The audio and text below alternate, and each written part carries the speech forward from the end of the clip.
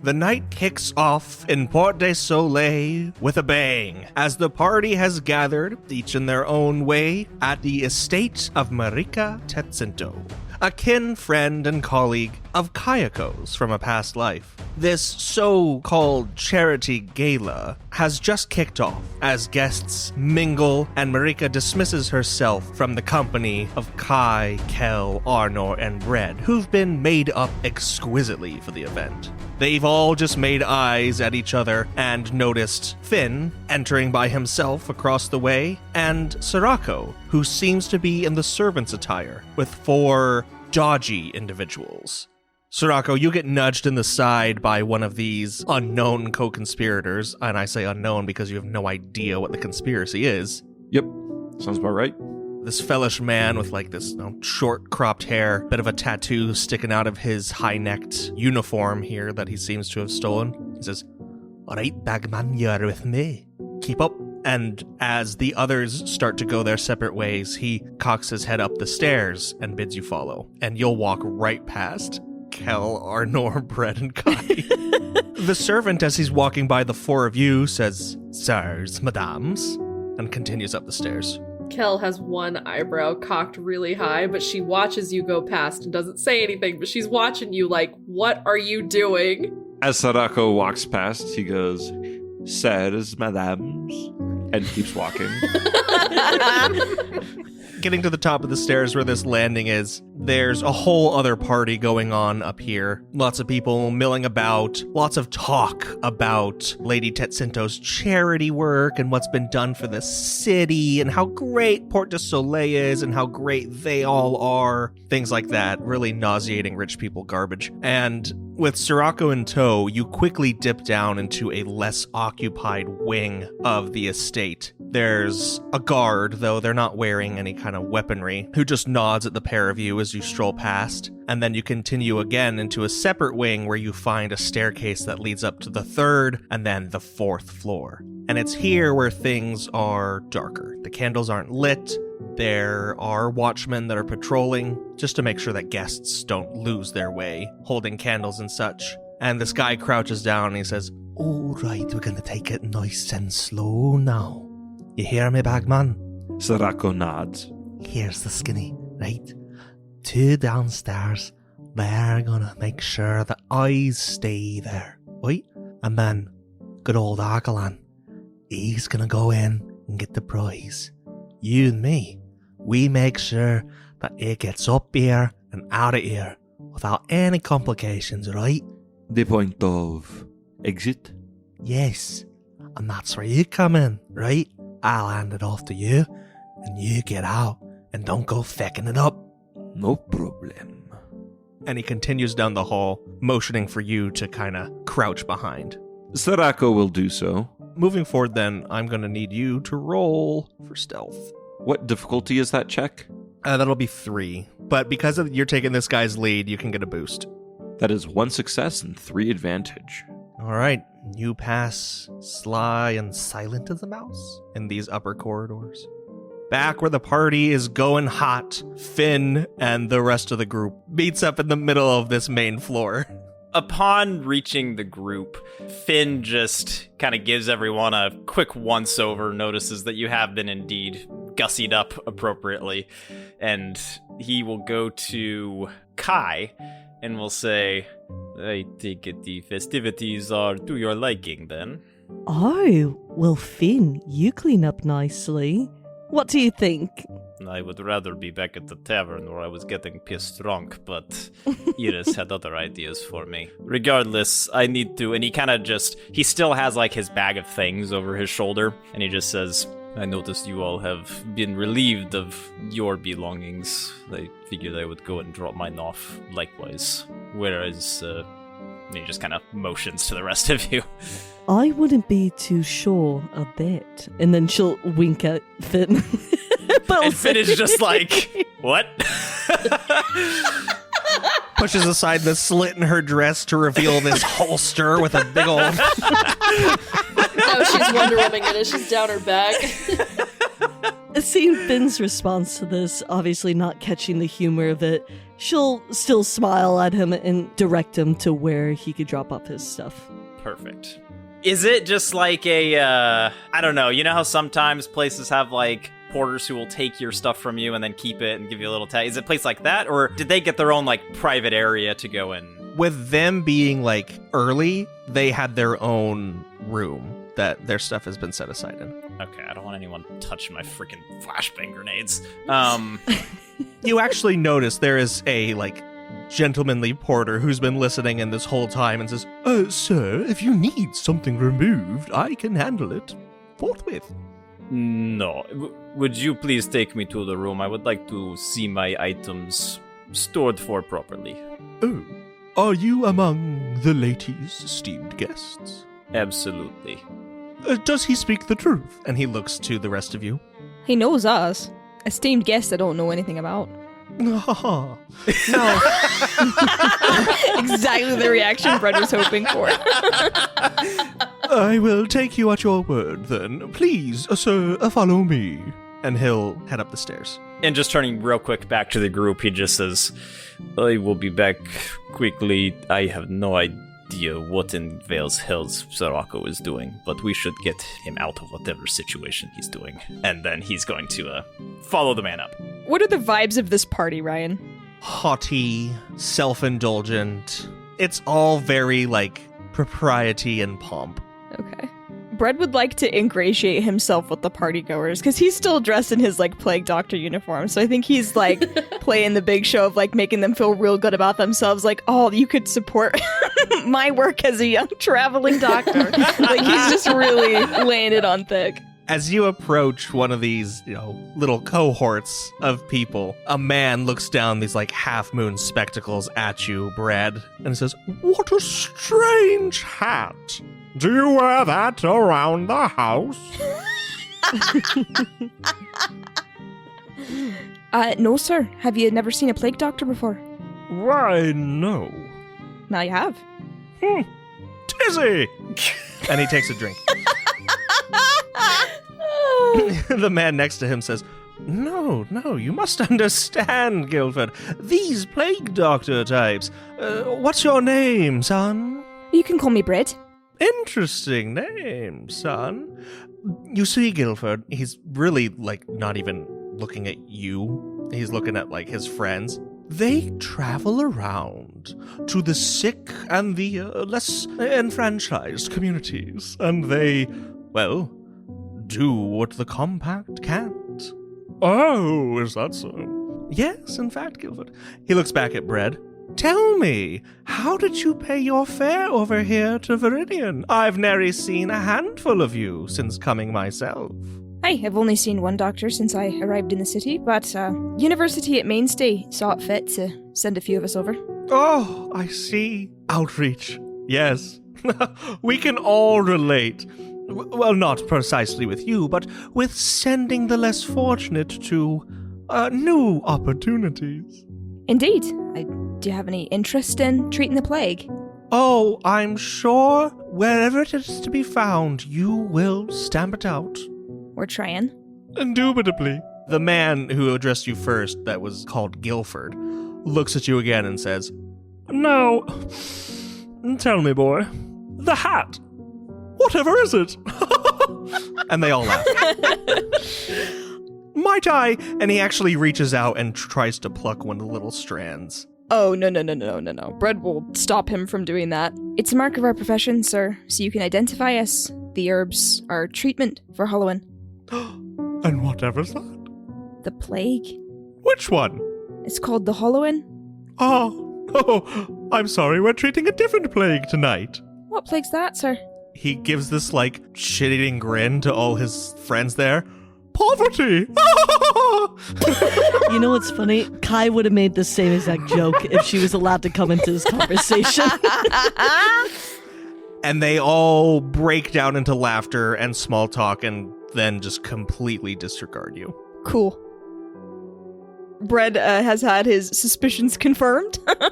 He'll find another group and sort of test the waters. As you're going along, passing your group again, where Kel and Arnor and Kai are, you actually see this woman who invited you to begin with, and she goes, "Oh, dearies, my oh my, you clean up so well. Saruna Akaram. I believe we made our acquaintance down in the Silk Ferry Ward not too long before this noon. Now, I must say, those people I saw then are not the same I lay eyes upon now. Except for me, I assume. Oh, darling, you're the same as you ever were, born and bred." I'm sorry, I don't believe that we've met each other's acquaintance. My name is Kai. Kai, yes, yes. Oh, Marika has spoken oft of you, dear. Sloane, is it your family? Yes, it is. Lane Sloane, actually, if you've heard. And how's your dearest? Oh, quite fine, quite fine. Where are you from, though? I want to hear more about you. How did you come to be in this place? Oh, it's a long story. I don't mean to bore you, dearie. But, and she goes off. But I will bore you. If you allow her, she'll speak for at least a half hour straight, no interruptions. Sheesh. Kai will kindly interrupt her after probably the first 3 minutes and will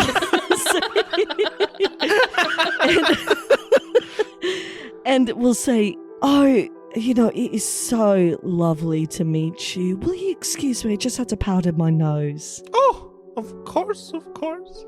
Don't let me take your whole evening away, you young things. Oh, thank you so much. Although this lot is not familiar with these parts, would love to oblige and hear your story.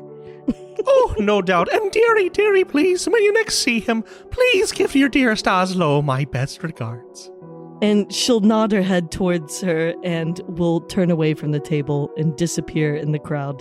What was that name you mentioned? Oh, what did you say, dearie? What was that name you mentioned? Oh, which one, dear? Kai's dearest? Oh, dear Oslo. Aye. What about him? I don't know anything about him. She never mentioned it before. Oh, you don't know Oh, what a kind-hearted young man. To think that he gained such a jewel to wife. Who'd have known? Hey, what? Freaking Ryan. Freaking Ryan. We wouldn't interact with these peasants. We're old money, baby. Kel just starts coughing and is like gag-eyed, like, what did you just say? Bread is delighted. Upstairs, kind of away from the party, not so much on Sirako's level where things are under lock and key, but where this attendant has brought Finn to the room where all of your belongings are set. It's a nice little, like, private suite. Okay. Like a guest suite, we could say? Yes, definitely not made up for, like, with the intention of all of you to stay there, but just better than the coat closet.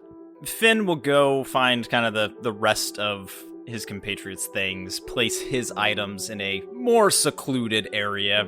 Just out of paranoia, he wants to hide it. He also makes sure that if the attendant is insistent on, like, staying there or whatever, he shuts the door. Before you do, he says, "Oh, is there anything else you require, sir?" No. Very well. I will wait out here to escort you back to the party. Thank you. And Finn shuts the door behind him. Oh, one more thing, sir. Finn hears muffled through the door and then reopens it slightly. I meant to give you this. And he hands you a small little gold coin with a peculiar figure stamped on it. Finn eyes it, eyes the man, and then shuts the door again. Does this coin have any significance to him? If you want to roll lore, I'll let you. Sure. Let's roll some lore. What's the difficulty? Oh, this will be 5. All right. Oh my gosh. I'm gonna flip a destiny point to upgrade one of mine, and let's roll this thing. Here, I'll use one, and you can upgrade one of those purples to a red. Okay, fine. All right, here we go. Oh, all right. Finn rolled 1 threat.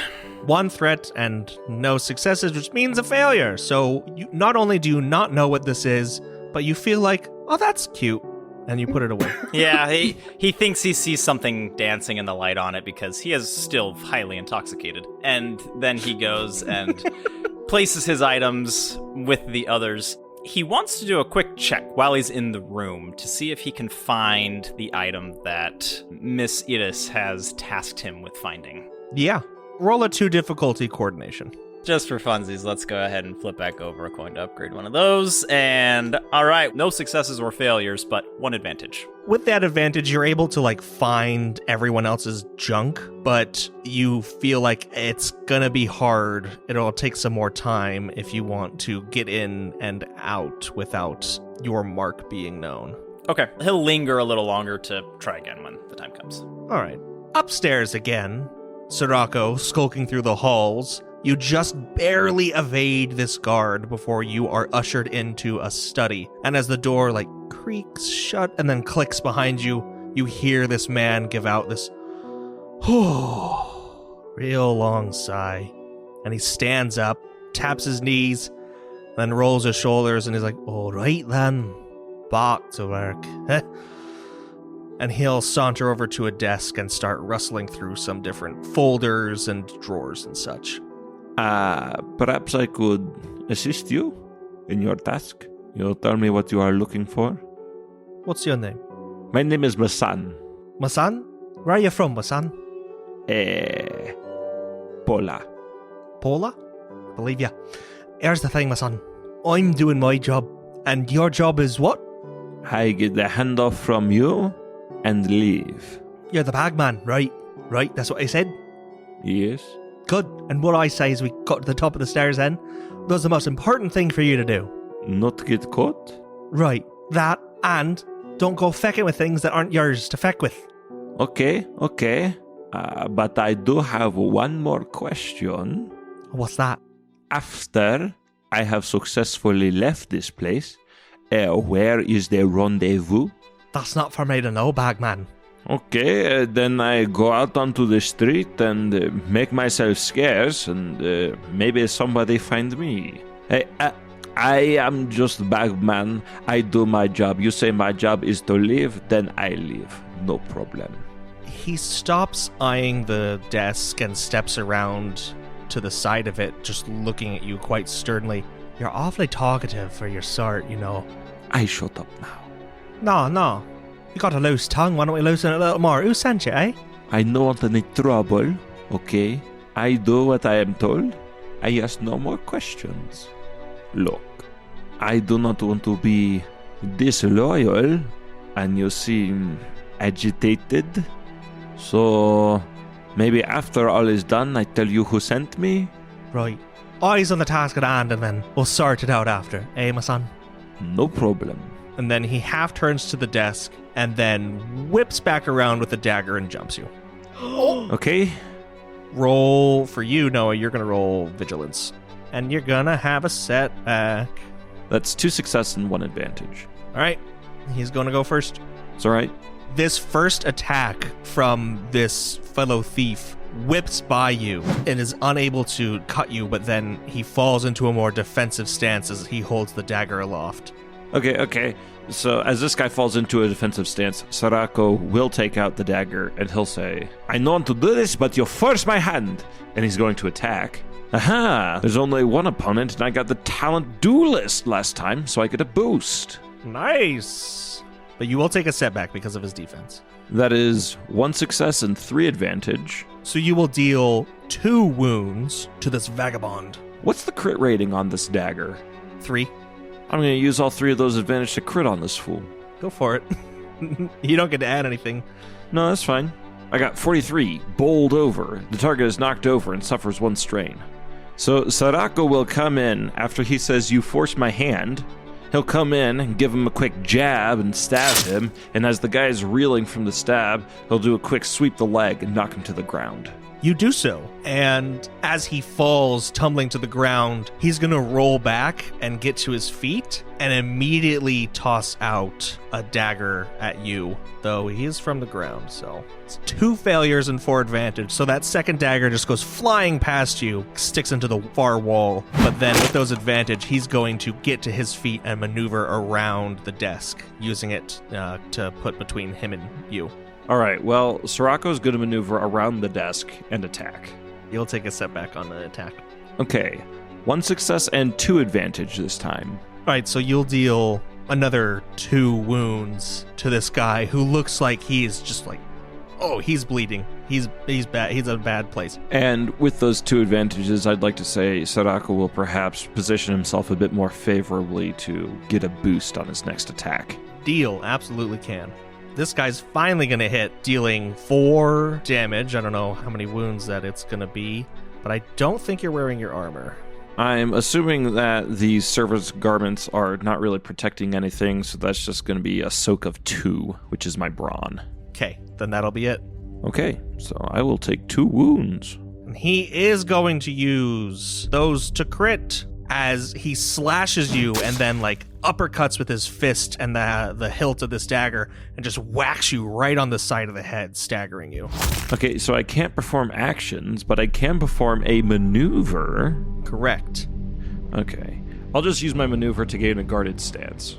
All right, then this guy's gonna come around for a second blow here.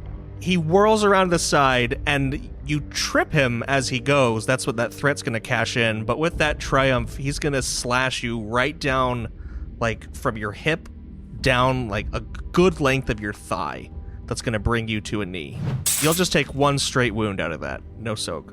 But you're no longer staggered. Yay! No longer staggered, but he has this agonizing wound. I'm going to go ahead and attack again. That's 1 failure and 3 advantage. Oh, really? Damn. Damn. Noah, you just can't win, man. Yeah, this roller sucks. And using those 3 advantage, Sarako is going to say, Guys, please, come help, there's an imposter in here. He has stabbed me, help! And then Sarako is going to replace his dagger, and then he's just going to try to get away from this dude as much as he can towards the door.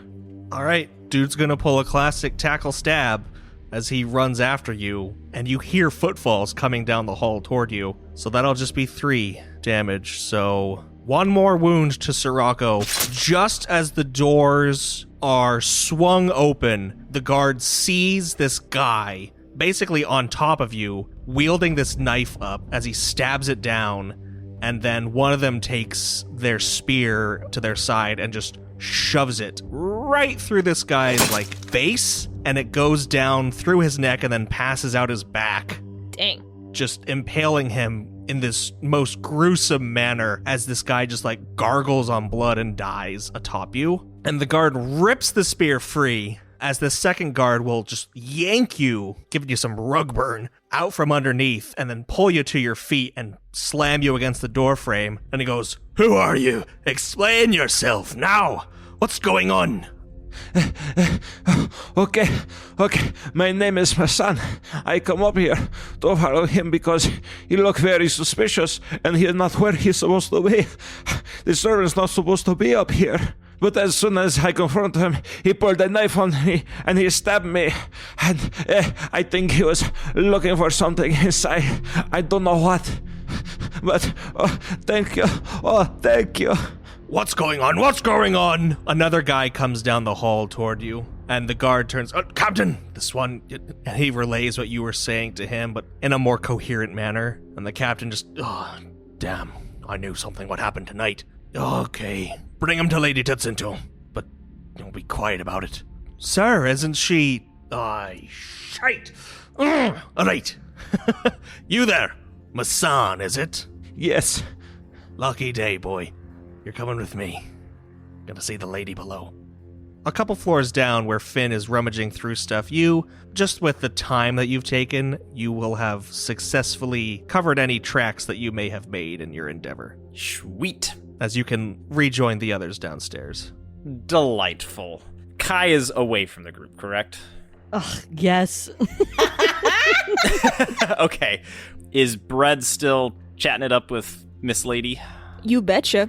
Okay, so coming down to then Kel and Arnor, who are presumably still together, Finn will just look around the rest of the party, not see Kai, see Bread in just delightful conversation with some lady, and so he'll just whisper to Kel and Arnor, well, seeing as we have not quite found the life of the party yet, Lady Iris has requested one thing of productivity out of us tonight, and she believes and has tasked us with coming with evidence of under-the-table dealings that these parties' hostess conducts via her charitable work, and he kind of like, you can tell he's like struggling to come up with words and just, all in all, not in a super good way. Trade companies that she sponsors, whatever it is, they are dealings that are not in the best interest of the Ironwood Company or the Compact. And there are dealings, or there are rumors of such dealings, but no evidence as of yet. So, since we are here, and Lady Iris is not, we have been tasked with obtaining said evidence. As you noticed, I was gone for a little bit of an extended time. I was hoping to rummage something out of the room that perhaps you did not have enough time to search through. Did not find anything there, but perhaps we should attempt to identify either a location to find ledgers, transactional dealings, things of that nature, or even testimonials, unknowing testimonials of others to said transactions. Unfortunately, I think our best bet might be Kai, as I have no understanding what these pompous people do. Yes, fortunately you have been sheltered from such life with a upbringing in the company, Arnor, but I think we could still be of service. Simply looking around, going unnoticed is not so hard in places such as this. These people only have eyes for their nose. But what about the guards? That will perhaps be something we have to deal with when the time comes, but they will be otherwise occupied with the high priority personnel, I believe. Regardless, just wanted to let you know. The conversation with Lady Alcaram and Bread continues just outside of earshot as Finn arrives. She steals a glance over at him and says, "Oh, another one of your company, is it, dearie?" Hey, we tend to travel in large numbers. You do indeed. Oh, you looked so shocked when I said that name there, dearie. Do you not all share your little secrets amongst one another? Hate this lady. Can you just drop it, this macaron? We've only come into each other's company recently, so we've not really had a chance to get close.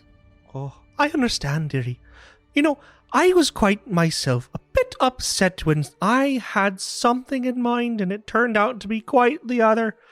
You see, you and your lot, I invited you here, and I wanted you to come as you were, not all prissied up by that. Well, I've words for her, the lady of the house, but I won't speak them within her confines. No, I won't, dearie. We did sort of get caught by the hostess, so no way around it. Yes, yes. But you, my dear, you look as, well, as you ever were, and I applaud you for it. It takes a true kind of being to stay to themselves and be what they are, no matter what. Right. Why don't you take these from me and give them to your wee friends there? And she gives you a handful of little gold stamped coins. And at the third bell's toll, why don't you join us all down below? All right. Thank you, my lady. I'll go seek out your friend, though I'm sure Lady Sloane has already received her invitation from Lady Tatsinto.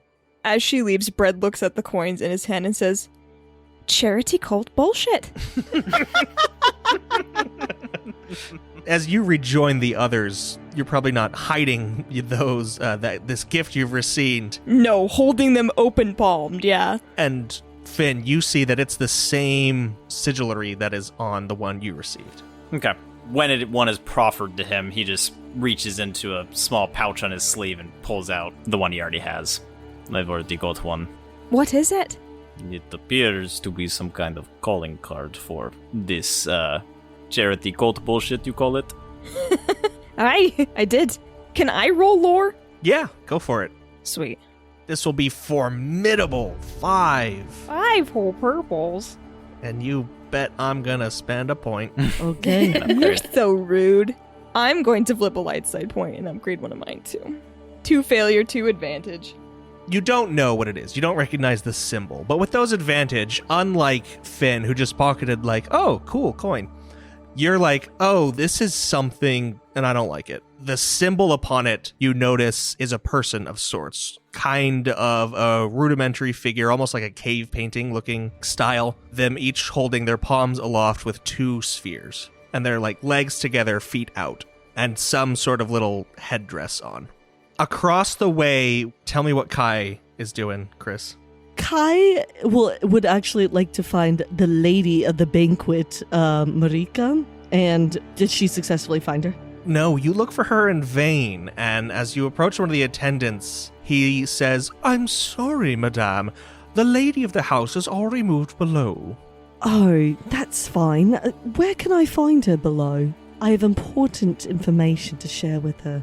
Well, if you've been invited, madame, simply present your token at the door at the 3rd bell. And he points to a door near the back, kind of across from the stairs. Thank you very much. Kai, with that, will turn and will go towards the door, and not go directly to the door, but will observe it. Is it guarded by anybody, or? Yes, it is guarded by these 2 elfkin in the same silvered armor, of the same sort that accompanied Marika through the streets. Kai is going to kind of scheme if there's any way around these guards. There definitely isn't. Okay. Like, the door is latched and locked, and the guards are big and burly. Okay, this is unfortunate. As you step away from the door, really finding nothing that you can discern of a way in, you head back towards the group just as you hear 3 bells toll throughout the house.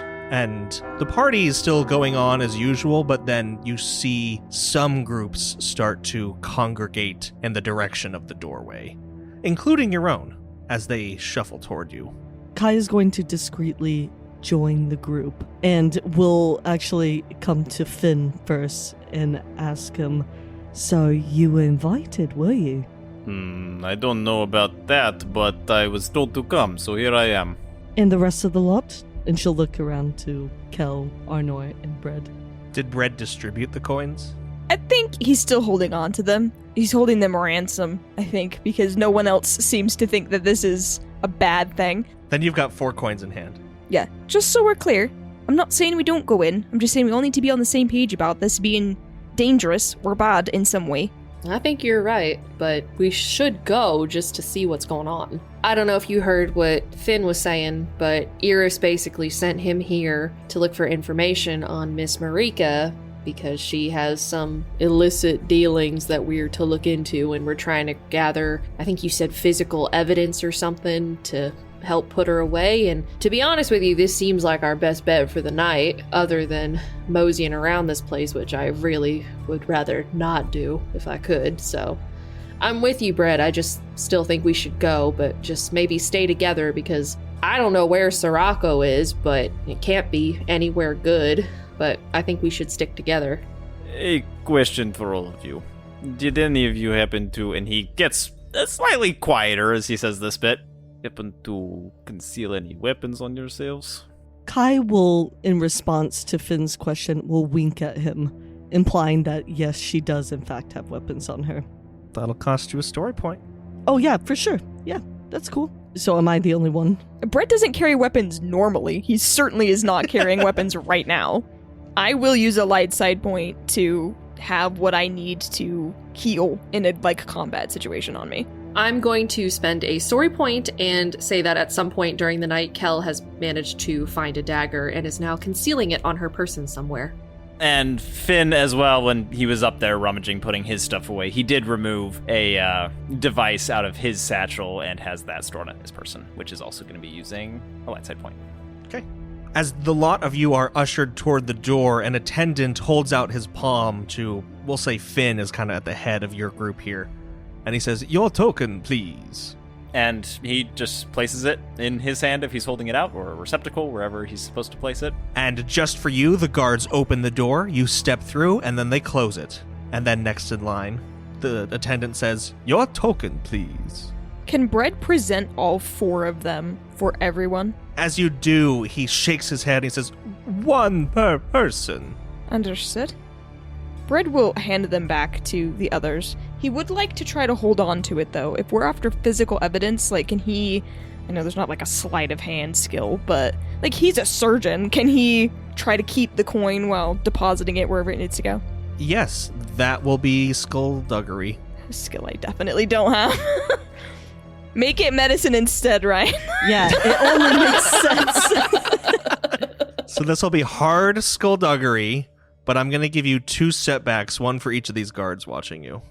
2 failure, 2 threat. So not only do you not pocket the coin as you mime putting it where you're supposed to, but the attendant catches you in the act and says, "Sir, please refrain from anything of the sort moving forward, please." Bread will not respond. I'll just walk into this room. Then this continues down the line with Kai, Arnor, and Kel. Finn can elect to wait for everyone else, Brett as well, as you come through these doors to a darker landing and then a staircase that spirals down. Kai will say to the group, "Well, this is comfortable. We're led like lamb to the slaughter, aren't we?" I don't like that analogy, Kai.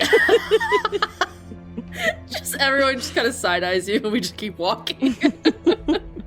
Perhaps you should go first, little lamb. She'll smile at Finn and will continue leading the way.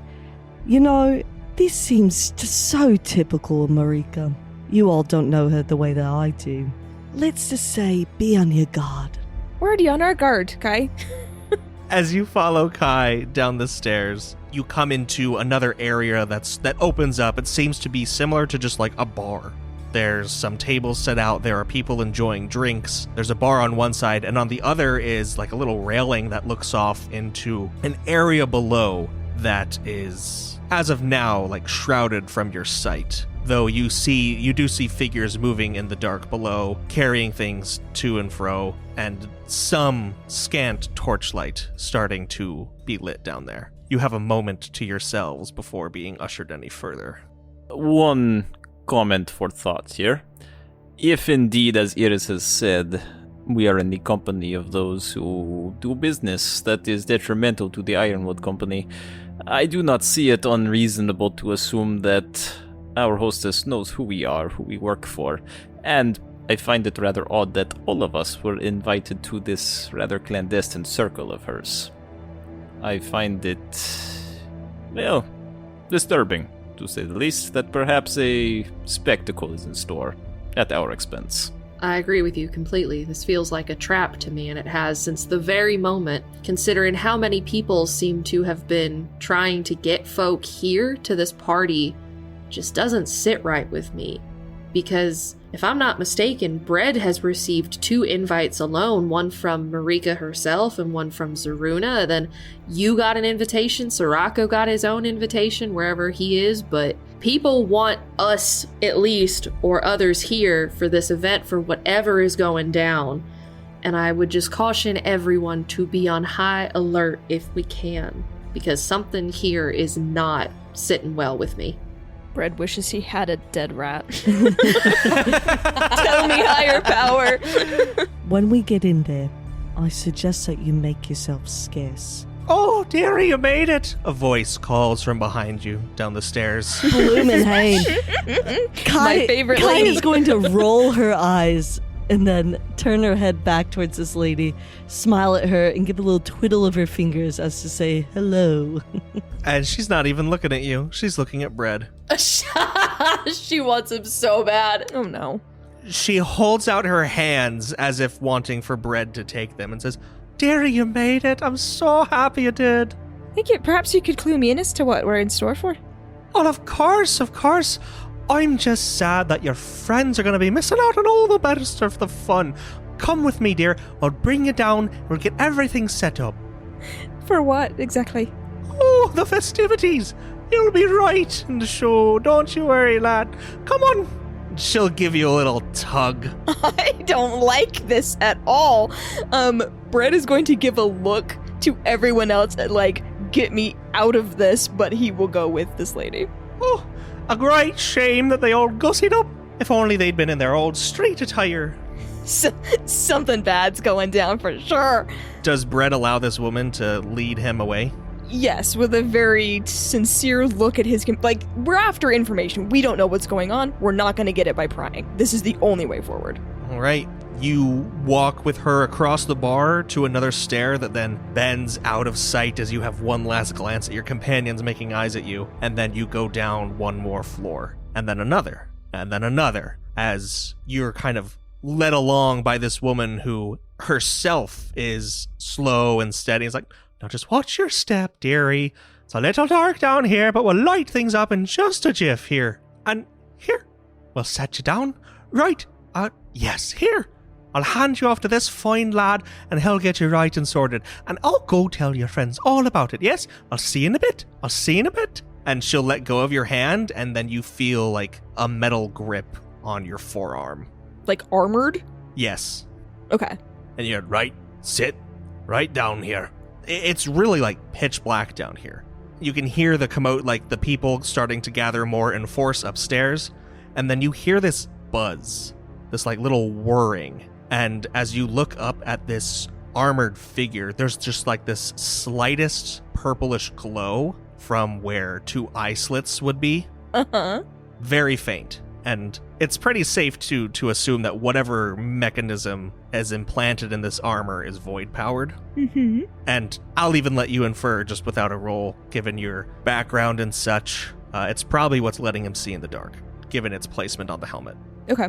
As you're pulled down this line and then sat, you kind of bump into someone, and that person just goes, Ayaka John. Oh, hi! Is that you, Sirocco? Bread. Bread. They think that I am a servant here. Yeah, what in Veiled Hills are we doing down here? I was hoping you could tell me. You see, I was here as part of a heist to get something. I was bagman. But then one of them tried to kill me, and now I'm here. But don't worry, I have trick up my sleeve. Or should I say, down my sleeve. And you can't see him, but you can feel him wink at you. I sense through the darkness the power of the wink. Oh my gosh. Can I see anything? Are my eyes adjusting to the darkness at all? very vaguely, because there's the scant light cast from the bar upstairs 2 levels up, but otherwise, like down here, there is just nothing. Brad, perhaps you have bandage or something on you? I was not lying when I say I was stabbed by one of the others. I have my equipment, but I mean, it's going to be difficult to do anything in the darkness. I mean, if you give me a bandage, I can just press on the wound. I know where it's at. Right. I will supply Sirocco with whatever he needs. He's just gonna try to staunch whatever bleeding there is. This is a terrible idea. I want to store this as a sort of like held action, if that makes sense.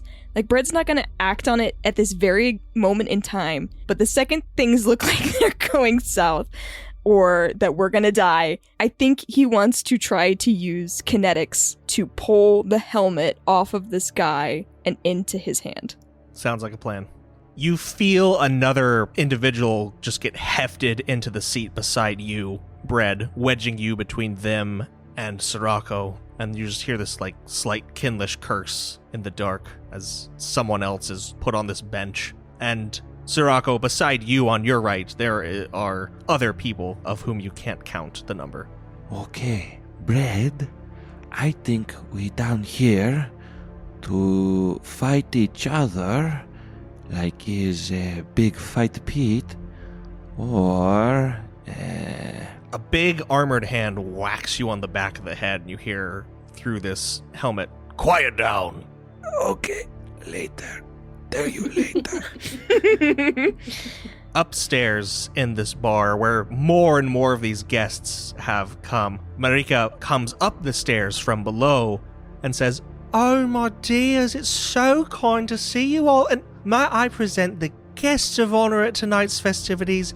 Kai, you must come, you must come." I freaking hate this girl. Just kidding. As all eyes turn to Kai after this announcement from Marika, obviously Kai feels obligated and will tentatively, but keeping her eyes fixed on Marika, will walk towards her. "Oh, take a little longer, why don't you, Kai? Just bask in your immaculate glow." As she's walking to there, she'll lift up her dress so that it appears that she isn't going to trip over it, but in that process is going to be grabbing at her dagger. Okay. As you approach Marika, she says, "Everyone, give a little round of applause for our guest of honor tonight, Kayako Sloan, all the way from Venaros, all the way from the Greater Kinlish Confederation. My dear old friend, we go back so long to our days of philanthropic pursuits. You see, it's always been an ambition of mine to lift those up from the dredges where they find themselves. Kai, you can say the same thing yourself. All the good you've done in the world, the treasures uncovered, and the people that you've freed from their otherwise pointless lives and given them right and true purpose. Isn't that right, my dear?" This is a hard tightrope right here, a hard line to walk, because she agrees, but it is absolutely my pleasure to be here tonight with the fellow philanthropists. And all of you, thank you so much for being here. Of course, our mission is to the cause of lifting those who, of no fault of their own, are disadvantaged. And it's sincerely my mission here tonight for the disease of poverty. And she's actually going to look out into the audience and will meet eyes with her compatriots and will say, "And so we disperse across the world trying to alleviate all the pain that so many suffer." I'm sorry, don't get me started. And she'll start to well up and weep a little bit. Marika will just pat your back and go, beautiful words, Kai. I couldn't have said it better myself. And that's why we're all here today, to do away with the disease that is the poor, to give them the rungs to climb upon, so they can better themselves, and that they can reach a height they never believed possible. And then there's another big applause as she directs attention off this balcony to the area below that then gets illuminated by, scattered torches.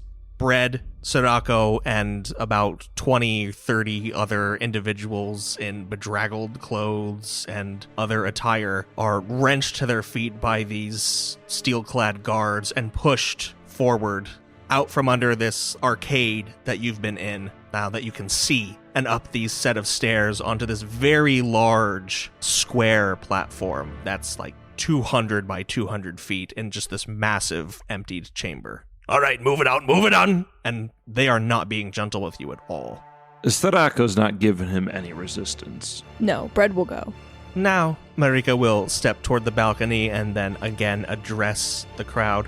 "The festivities will begin in about 20 minutes, and up until then, please speak with the attendants and place your wagers. Toodaloo." And Bread can't fight, and Sirocco's hurt. Yeah, this is bad. No. Hey man, I got an idea. It's so stupid, but... As Sirocco and Bread are ushered into this big area along with all these others, these guards go around operating these cranks and machinery and a fence. First, these posts rise out of the ground, this rock scraping upon rock, and then this fence is strung up between them. Something clicks and this hum goes throughout the whole room as you see the metal of this fence start to vibrate ever so slightly with this distorted purple hue. Sirocco, who's limping up the way, Bread kind of helping him. Okay, Bread, I have an idea. You remember when I tell you to create the concoction in case Finn goes berserk? In this instance, we use the concoction on ourselves, make it look like we are dead, and then we come back to life later. However, this... And it's at this point that Sirocco then is struck with this dizziness and pain from his wound. Oh, okay. Bread, before that happened, maybe you help with my leg. Oh, you have a time to make concoction, right? Oh. Bread would like to get a read on Sirocco to see if this comment that he's made about a potion that can make you look like you're dead is innocuous or targeted. It is innocuous. Okay. In this moment, Sorako's not thinking, oh, like, Bread's the weird death boy. He's thinking like, the easiest way out of this situation is to fake our deaths. A very clear expression of surprise and alarm crosses Bread's face at the suggestion of what this potion should be able to do. Whether or not Sorako is, like, in his right mind to see that is up to you. I will say that he is a little preoccupied at the moment. Perhaps he glimpses that surprise, but his leg is like shooting pain. I can certainly heal you. I don't know about making a potion. I don't have, like, a lot of stuff on me exactly at the moment, but we can sure give it a try. And then right then, someone else, this human that's been forced into the ring, just like is pushed into Bread, sending you toppling to the floor just beside Sorako. And he's like, oh, get out of the way! Get out of the way! And that guy stumbles further into the ring itself. Everybody else here seems to know more about this than we do, but please help my leg first. Because if it comes down to it, I have to protect you because you're not handy with that blade. Like, you're surgeon, but you're not, No, I understand. So Bread gets back to his feet after being knocked aside, and you're able to, like, you've smuggled some bandages and your equipment in here thus far, and you see, kind of looking around, that most of the people here aren't in any better states than Sorako. Most of them do look like they're old or sick or injured and have been plucked off of the streets or out of the hospital. Some of them even have like a soldiery look to them, as if they were injured in some kind of conflict, and then instead of being helped, they were brought here to be, auctioned off or what have you, whatever lies in store. And at that, as you're looking around, that you see an elfkin walking up to you. Okay. And he kneels down and he looks at you and then looks at Sorako and he says, "Do you have something for that?" And he points at Sorako's leg. "I have a man back there. Could use something similar." Aye, I can help. "I don't know exactly what's going on, but the less we give them, the better." Frankly, friend, I think they mean to kill us. Or at the very least, have us kill each other. "I don't think you're off base there. You." He looks at Sorako. "Hold your leg out." It's okay. I prefer to have him help me. And he points to Bread. "You." Then he looks at Bread. "Get that wrapping around. It'll be easier. Here." And without then asking again, he's gonna push Sorako down, on his torso, his pelvis, and then elevate his leg to where Bread can more easily get it. And this is going to cause a fair amount of pain for Sorako. But Laurel, you can get 2 additional boosts to your medicine check. Thanks, friend. Look at my new doctor friend that I've made. How fun. 2 boosts. Here we go. 4 success, 3 advantage, 1 triumph. Hey! Woohoo! All right. With that, you can heal Sorako's wounds, his strain, and his agonizing wound critical injury. Nice. Oh, that's You're really welcome. good. What a great doctor I am. True. The pain almost instantly flees Sorako as you were administered this treatment at Bread's hands and this elfkin man, and you're able to move your leg with almost more ease than you had before. Hey, Kachon, he says, motioning to the elfkin man. Look, you helped me, and I help you. We all help each other. But if even one of us tried to stab the other in the back, I stab in the front. Understood? I'll take your word for it. His eyes flit up to Bread. "You're not such a bad medic yourself. Did you serve? Aye, I did. What conflict?" Whole damn thing. "Oh." You see a realization in his eyes as he's kind of putting 2 and 2 together of your get-up, and he's like, I see. You've names? You can call me Bread. Sorako. And yourself. If I make it through this, whatever else this is, you can call me Aiden.